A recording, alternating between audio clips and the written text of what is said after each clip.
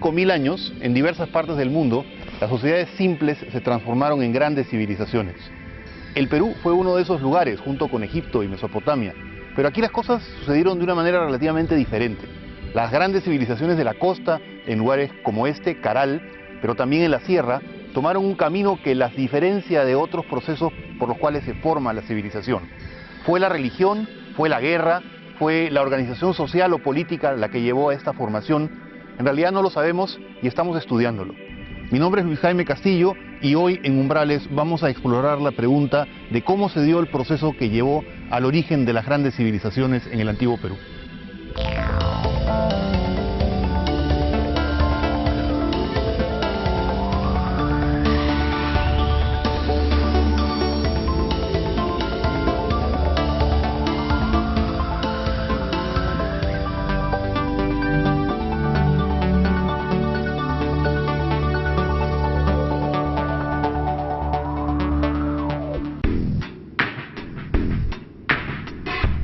Hace unos 5.000 años se produjo en el mundo una transformación que es realmente importante para entender cómo se constituyen las civilizaciones y sobre todo las sociedades tal como nosotros las entendemos.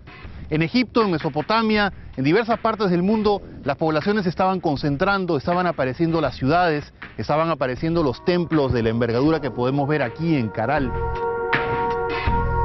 Evidentemente estos procesos no son procesos sencillos y hay muchas personas que han tratado de indagar, de averiguar y han planteado teorías respecto al origen de las civilizaciones. La pregunta central es que algo cambió en estas sociedades. Cambió su actitud, cambió su tecnología, cambió su forma de organización.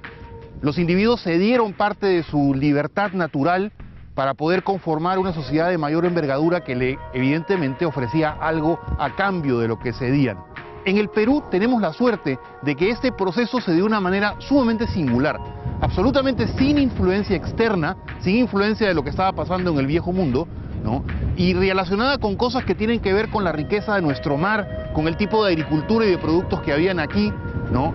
Con la guerra quizás y con el hecho de que habían sociedades que estaban combatiendo por los recursos. En sitios como Caral, Chanquillo, ¿no? y otros, vamos a encontrar respuestas alternativas, diferentes y quizá complementarias para entender cómo es que las sociedades humanas llegaron a convertirse en grandes civilizaciones.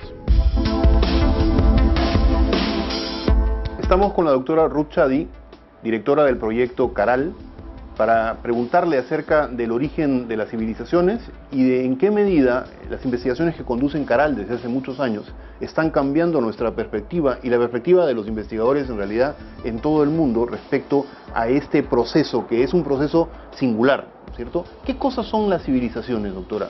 Significa una forma de vida diferente en las sociedades en el mundo. Solo han habido 6 focos civilizatorios de desarrollo precoz a nivel del mundo.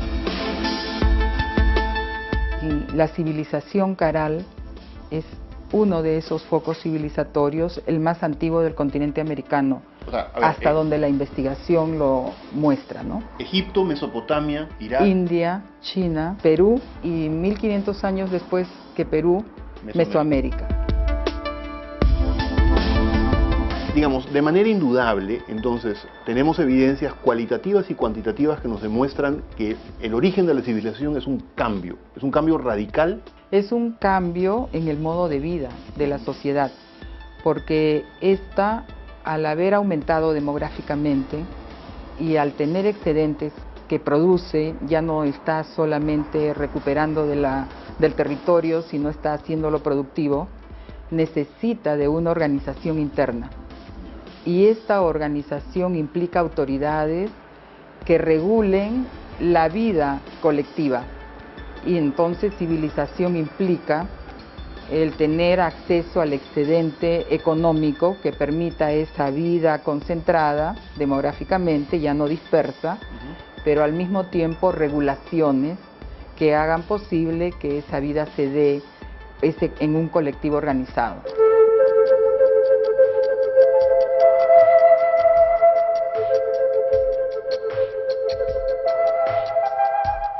Las civilizaciones que se desarrollaron en el antiguo Perú son verdaderamente excepcionales.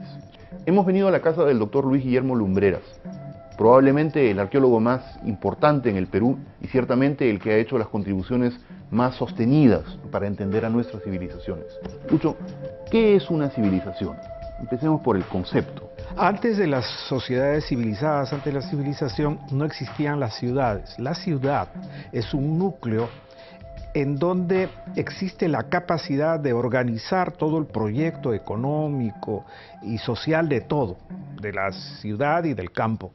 De tal manera que se reestructura la manera de vivir de la gente a partir de decisiones que se toman en un núcleo en donde la producción es fundamentalmente manufacturera, de síntesis y demás, y desde luego de administración. Entonces se desarrolla una relación formal entre las gentes que trabajan en el campo y las de la ciudad, a partir de que la ciudad demanda qué y cómo debe producirse en el campo en función de su crecimiento. Y el crecimiento de la ciudad va acompañado de un crecimiento en la producción y en la población en su conjunto. Ahora, ¿usted cree que el hombre y la mujer de Caral eran conscientes de que habían dado un paso hacia un estado de desarrollo que es cualitativamente diferente? Las investigaciones que se han hecho en ADN y con la Universidad de Florida han demostrado que algunos de los individuos enterrados en Áspero, la ciudad pesquera, o en el mismo Caral, procedían de la sierra. Y fueron sacrificados después de haber sido aprovechada su fuerza de trabajo, de acuerdo a los estudios de antropología física. No sé si por esta civilización o por su propia sociedad, pero fueron enterrados en Áspero y en Caral. ¿Esclavos? No sé exactamente si esclavos, no podría explicarlos porque no son numerosos, pero las investigaciones indican que no era gente costeña, era gente de la sierra. ¿Cómo es que esta gente llegó hasta las sociedades de la costa y estuvieron sirviendo allí? Es algo que tendremos que seguir investigando. Estamos con Sonia Guillén, directora del Centro Malqui y una de las más importantes bioantropólogas del Perú. Sonia, ¿los seres humanos de hoy son iguales o parecidos a los que llegaron aquí en las primeras migraciones? No necesariamente, ¿no?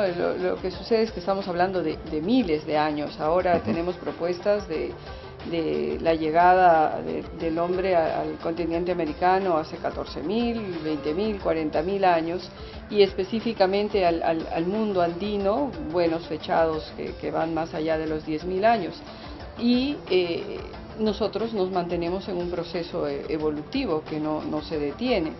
Entonces tenemos que esperar que ese hombre que llegó a diferentes lugares, en cada lugar y de acuerdo a la adaptación de las presiones ambientales locales, pero también de la dinámica de las poblaciones, la interacción, las migraciones, ha ido cambiando.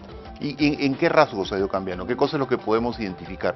Mire, lo más claro, ¿no? La adaptación a la altura. Las poblaciones del altiplano tienen características muy específicas. Gente que logró una adaptación fisiológica y que se ve en la estructura corporal que permitía vivir mejor a grandes alturas. Ahora, Sonia, la civilización no solamente trae beneficios para las poblaciones, ¿no es cierto?, sino que a veces hay retrocesos. El gran problema es hacer generalizaciones, ¿no? Porque, y entender que el proceso va en una sola dirección. Así como hay ventajas, mejoras, también hay desventajas. Definitivamente, por ejemplo, los grupos cazadores y los grupos de pescadores, a nivel de dientes, tienen una mejor salud, presentan una dentadura fuerte, de dientes más grandes, con menos problemas de caries, tal vez con más desgaste, más rápido, pero en general hay una mejor salud. Pero cuando ya miramos a grupos agrícolas, y la cosa también varía de acuerdo al estatus social, pero en general, mayor acceso a carbohidratos implica mayores problemas con caries, que lo venimos sufriendo hasta ahora, Y ves también que el proceso, por ejemplo, de preparar la comida, de ya no necesitar este aparato bucal tan fuerte, implica que los dientes también se van reduciendo. Eso es un proceso que está muy bien documentado a nivel del mundo, ¿no?